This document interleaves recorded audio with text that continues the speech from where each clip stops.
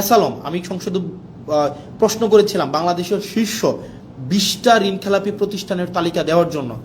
তো আমির খসরু সাহেব আপনার হচ্ছে ফিনান্স মিনিস্টার, উনি 20টা ঋণ খেলাপির তালিকা আমাদেরকে দিয়েছেন, সংসদে সেটা আছেন। এই 20টার মধ্যে 9টাই হচ্ছে এসালমের প্রতিষ্ঠান। এই এসালম ইসলামী ব্যাংক থেকে 82,000 কোটি টাকা শুধু ইসলামী ব্যাংক থেকে ওনারা হচ্ছে ঋণ খেলাপি করেছে। 82,000 কোটি টাকা ইসলামী ব্যাংক থেকে নিয়ে গিয়েছে এসালম। আপনার ইন্টারিম গভর্নমেন্ট যখন আসলো, ইন্টারিম গভর্নমেন্টের আপনার হচ্ছে যিনি গভর্নর ছিলেন, এই গভর্নর কি করলেন, এই ব্যাংকগুলোকে বাঁচানোর জন্য 36,000 কোটি টাকা রিফিল করলেন, যেন এই ব্যাংকগুলা জনগণকে এই টাকাটা দিতে পারে এবং ব্যাংকগুলোকে যেন বাঁচানো যায়। 36,000 কোটি টাকা, 36,000 সিআর। এখন যেটা হয়েছে, গতকাল একটা ব্যাংক অর্ডার পাস করাই নিলেন মেজরিটির বড়াই দিয়ে।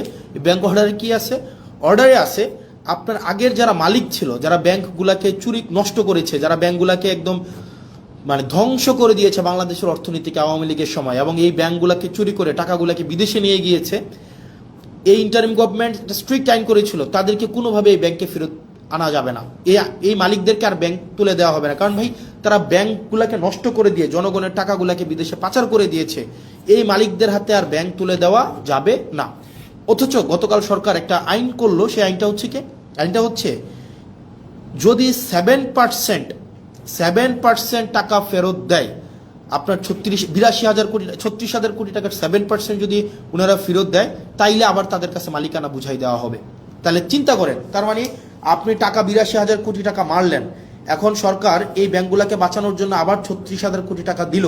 এখন আপনি মাত্র 7% টাকা ফেরত দিয়ে, তার মানে হচ্ছে 2,500-3,000 কোটি টাকা ফেরত দিয়ে আপনি আবার মালিকানা পেয়ে যাবেন। তার মানে আপনি চুরির সময় চুরি করলেন, চুরি করার সময়, মানে এটা সিম্পল, এটা বোঝানো হচ্ছে যেমন যদি বলতে যাই, আপনার একটা দোকান আছে, এই দোকানে 1 লক্ষ টাকা ছিল, আপনার এই 1 লক্ষ টাকার পুঁজিটাকে পুঁজিটাকে বিক্রি করে দিলেন, একদম আপনার লাভ তো করলেন না, পুঁজিটাকে বিক্রি করে দিলেন, 1 লক্ষ টাকাই আপনি বিক্রি করে দিলেন, নিজের মতো করে খরচ করে ফেললেন, এই 1 লক্ষ টাকা সরাই নিলেন। তখন কি করলো সরকার, আপনার দোকানটা যেন টিকে থাকে, কাস্টমার যেন অ্যাটলিস্ট দোকানে আসতে পারে, দোকানটা যেন টিকে থাকে, সরকার আবার 50,000 টাকা ফেরত দিল, যে তোমাকে দিল যে ভাই তুমি দোকানটাকে কোনো রকমের টিকাই রাখো। সরকার আপনাকে ফেরত দিল এবং বলল কি, আগের যে মালিক যে 1 লক্ষ টাকা নিয়ে পালাই গেছে, তাকে কোনোভাবেই আর এই দোকানের মালিকানা বুঝাই দেওয়া হবে না। এখন এই সরকার কি করলো, এই সরকার আসার পরে ওই মালিককে আবার এখন সুযোগ দিল যে তুমি যদি মাত্র 7% টাকা ফেরত দাও, মাত্র 7,000 টাকা ফেরত দাও, তাইলে তোমাকে আবার মালিকানা বুঝাই দেওয়া হবে।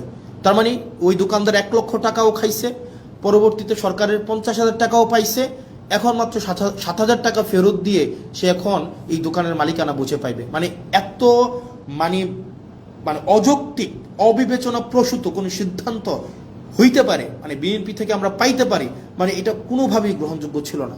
তার মানে আপনি 1.5 লক্ষ টাকা, মানে 1 লক্ষ টাকা তো এটা আপনি নিয়েই গেলেন জনগণ থেকে, সরকার আবার আপনাকে 50,000 টাকা দিল এটাকে বাঁচিয়ে রাখার জন্য, এখন মাত্র আপনি 7,000 টাকা ফেরত দিয়ে আপনি এই ব্যাংকের মালিকানা বুঝে পাবেন। সরকার এই ধরনের একটা কালো আইন করলো, কাকে খুশি করার জন্য? এসালমকে খুশি করার জন্য। কাকে খুশি করার জন্য? রাষ্ট্রের মাফিয়াদেরকে খুশি করার জন্য, যেটা বিএনপি থেকে খুবই আনঅ্যাকসেপ্টেবল একটা হচ্ছে মুভ। এই অ্যাটিটিউডটা যদি অব্যাহত থাকে, আপনি দেখেন বিএনপির যিনি HPM honourable prime minister Tarek Zia, ওনার মুভমেন্টগুলো যদি আপনি দেখেন, ওনার মুভমেন্ট হচ্ছে আপনি দেখবেন খুবই অ্যাকোমোডেটিভ, মানে খুবই অ্যাকোমোডেটিভ। আপনি দেখবেন খুবই সুন্দর পেয়ার স্টান করতেছে, এই প্রোগ্রামে যাচ্ছে ওই প্রোগ্রামে যাচ্ছে, খুবই ডিসেন্ট এবং হচ্ছে ইনক্লুসিভ একটা মুভ দিচ্ছে।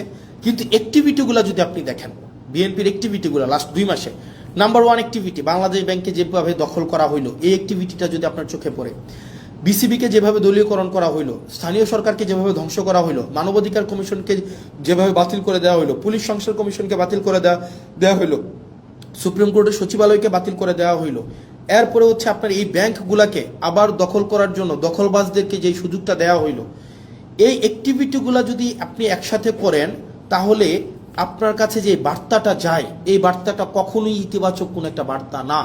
এই অ্যাক্টিভিটিগুলো যদি আমরা একসাথে যোগ করি, তাহলে যে বিএনপির চেহারাটা দাঁড়ায়, এই বিএনপির চেহারাটা যদি বেগম জিয়া বেঁচে থাকতেন, নিশ্চয়ই উনি সেটার জন্য অবশ্যই দুঃখ পাইতেন, কষ্ট পাইতেন। উনি বেঁচে থাকলে কখনোই এভাবে মানে নগ্নভাবে দলীয়করণ করা হইতো না। উনি জুলাই জাদুঘরকে যেভাবে হচ্ছে বিএনপি দলীয়করণ করার জন্য সবার হচ্ছে দিনে দুপুরে প্রকাশ্যে যেভাবে একটা জালিয়াতির একটা আশ্রয় নিয়েছেন, সেটা ম্যাডাম যদি বেঁচে থাকতেন